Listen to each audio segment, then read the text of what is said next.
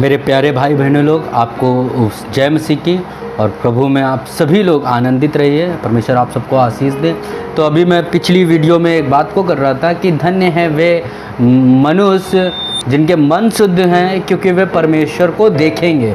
और हमने उस दिन देखा था, जाना था इस बात को कि परमेश्वर को देखना कितनी मन भावनी बात है, कितनी चाहने योग्य बात है। क्योंकि पूरी दुनिया में अगर आप सर्वे करो तो आपको एक भी व्यक्ति ऐसा नहीं मिलेगा जो परमेश्वर को देखना ना चाहता हो। हर व्यक्ति परमेश्वर को देखना चाहता है और परमेश्वर की खोज में है। और बाइबल बताती है कि धन्य है वह मनुष्य जिसका मन शुद्ध है, क्योंकि वो परमेश्वर को देखेगा। तो जब हम मन शुद्धि की बात करते हैं और मन शुद्धि के विषय में जानते हैं और ज़्यादा गहराई में अध्ययन करते हैं, तो क्या हमारी पूरी दुनिया में अगर आप सर्वे करें तो एक भी व्यक्ति ऐसा आपको कहने वाला मिलेगा जो इस बात को एक्सेप्ट कर सके कि उसका मन अशुद्ध है, शुद्ध नहीं है। हर व्यक्ति इस बात को कहेगा कि मेरा मन क्या है भैया, एकदम शुद्ध है, हम पवित्र व्यक्ति हैं, हम मन में कोई भी अशुद्ध बात को नहीं सोचते हैं, है ना। तो अगर हर एक व्यक्ति मन में शुद्धता रखा हुआ है, अशुद्ध बातों को नहीं सोचता है, शुद्ध है, तो क्या ये जितने भी दुनिया के लोग हैं सब स्वर्ग जाने वाले हैं? नहीं, है ना। तो यानी कि मन शुद्ध जिनके हैं वही परमेश्वर को देखेंगे, वही परमेश्वर के पास जाएंगे, वही परमेश्वर के साथ रहेंगे, वही देखने पाएंगे केवल परमेश्वर के राज्य को, परमेश्वर को, है ना। तो अब बात आती है भैया, बाइबल में इस बात को क्यों कहा गया कि मन शुद्ध होना जरूरी है ना। क्या ऐसी आवश्यकता पड़ी यीशु मसीह को? क्योंकि ये बात जब यीशु मसीह मत्ती 5:8 में कह रहे हैं तो ये यीशु मसीह का पहला सुसमाचार है। यीशु मसीह पहाड़ पे चढ़े हुए हैं और पहली बार प्रचार कर रहे हैं और धन्य धन्य चीज़ें बताते हैं। और उसमें एक बात को बताते हैं कि धन्य वह मनुष्य जिसका मन शुद्ध है, क्योंकि वो परमेश्वर को देखेगा, है ना। तो पहले सुसमाचार में यीशु मसीह इस बात को कह रहे हैं, यानी कि ये कोई इंपॉर्टेंट बात है, यानी कि ये महत्वपूर्ण बात है। परमेश्वर क्यों चाहता है कि मनुष्य जाति का मन शुद्ध रहे? या क्या अशुद्धता की बात मन में आ गई है मनुष्य के कि उसको मन शुद्ध करने की ज़रूरत है? तो हम लोग जानते हैं बाइबल के बारे में, जब परमेश्वर ने आदम और हव्वा को बनाया, उत्पत्ति, पृथ्वी की उत्पत्ति की रचना करी, और उत्पत्ति अध्याय में जब हम लोग देखते हैं कि आदम हव्वा को बनाया और हव्वा ने क्या क्या पाप करा उसने, है ना, पाप में क्यों गिरी? अगर हम इस वजह को देखें, है ना, तो हम देखते हैं कि क्या उसने उस फल को देखा और बाइबल में लिखा उसको क्या खाने योग्य लगा, वो मन चाहा लगा, मन को भाव गया, वो मन को भावता हुआ फल लगा। तो आप लोग समझ रहे हैं, है ना, मन के विषय में क्या क्या क्या गहराई है। फल को खाने से पहले हव्वा ने क्या मन में उसको विचार कर लिया, उसके टेस्ट को, उसके स्वाद को, ठीक है। फिर जब आगे बढ़ते हैं हम लोग, आगे देखते हैं कैन हाबिल के जीवन में देखते हैं, है ना, कैन हाबिल, है ना, उसके बाद कैन अपने भाई को मृत्यु कर देता है और उसके बाद पृथ्वी क्या जनसंख्या बढ़ती जाती है, बढ़ती जाती है, बढ़ती जाती है। फिर 6 अध्याय में आते आते, उत्पत्ति 6 अध्याय उसके 5 पद को मैं पढ़ रहा हूँ, यहाँ पे कुछ इस प्रकार से लिखा हुआ है, यहोवा ने देखा कि मनुष्यों की बुराई पृथ्वी पर बढ़ गई है और उनके मन के विचार में जो कुछ उत्पन्न होता है वह निरंतर बुरा ही होता है।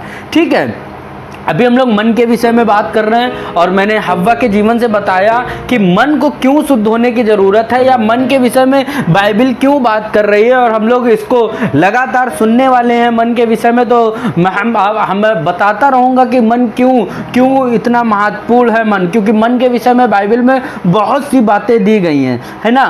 तो क्या यहाँ पर क्या बता रहा है, मनुष्य के मन में पहली बात परमेश्वर कह रहा है, यहोवा ने देखा कि मनुष्यों की बुराई पृथ्वी पे बढ़ गई है।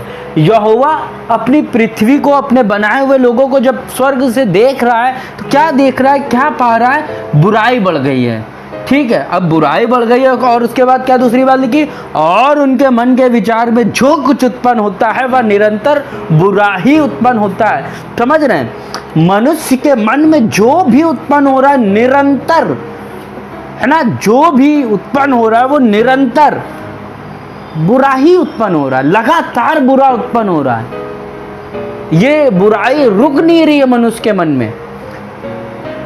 इसलिए जाके मत्ती में यीशु मसीह जब अपना सुसमाचार को प्रचार कर रहे हैं, यीशु मसीह बताते हैं कि धन्य है वह मनुष्य जिसका मन शुद्ध है, क्योंकि वो परमेश्वर को देखेगा। मन शुद्ध होने की क्यों आवश्यकता है ना। अब हव्वा ने, है ना, क्या क्या उसने क्या बहुत बड़ा कुछ, है ना। कई बार हमें भी ऐसा लगता है कोई, हम मन में ही तो सोच रहे हैं, कोई बड़ा पाप तो नहीं कर रहे हैं, है ना। मन में सोचा ही तो है किसी के प्रति कुछ, हमने किसी को देख के या किसी के बारे में सोच के, है ना, या किसी से हम कुछ चिढ़ते हैं, या कोई किसी ने मेरे साथ कुछ बुरा कर दिया उसके लिए अपने मन में, है ना। जब यीशु मसीह मत्ती में अपने पहले सुसमाचार प्रचार को कर रहे हैं, है ना, तो वहाँ पे यीशु मसीह सिखाते हैं, 2 भाई के बारे में सिखाते हैं। 2 भाई के बारे में यीशु मसीह सिखाते हैं कि पुराने नियम में तो दिया गया था क्या, तू हत्या ना करना, लेकिन मैं तुझसे कहता हूँ क्या, तू क्रोध मत करना। क्योंकि मन में जो क्रोध उत्पन्न हो रहा है कैन हाबिल के जीवन में, है ना, हम सीखते हैं, उस चीज को देखते हैं। कैन को पहले हाबिल के ऊपर गुस्सा आया, उसके ऊपर क्रोध आया, उसका हाबिल के प्रति मन खराब हुआ कि पहले उसने हत्या करी।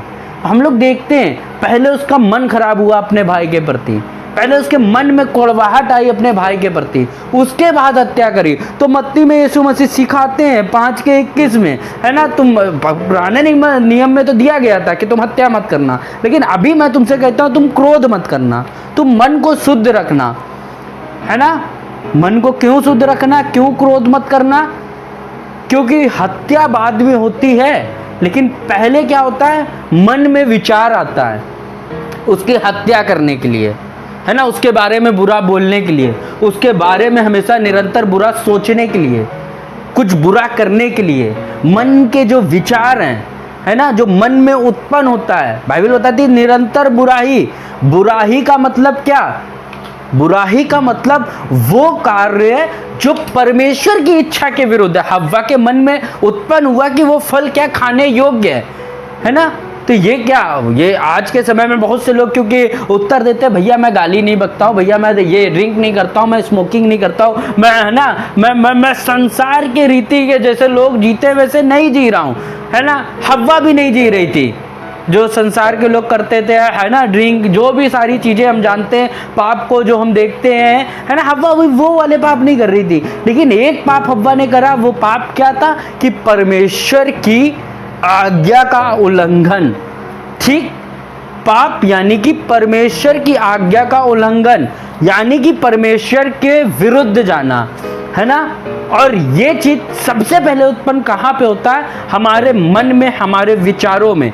तो मेरे भाई और बहनों, हम लोग जो स्वर्ग के राज के दौड़ में हैं, हम लोग जो परमेश्वर को देखना चाहते हैं एक दिन, हम लोग जो परमेश्वर को चाहते हैं कि हमारे सम्मुख रहा करे, है ना, तो फिर हमें अपने मन शुद्ध करने की आवश्यकता है। और वो लोग धन हैं जो अपने मन को शुद्ध रखते हैं, शांत रखते हैं। वो लोग धन्य हैं जो अपने मन में यहोवा की व्यवस्था को रात और दिन ध्यान धरते रहते हैं। भजन संहिता में लिखा है।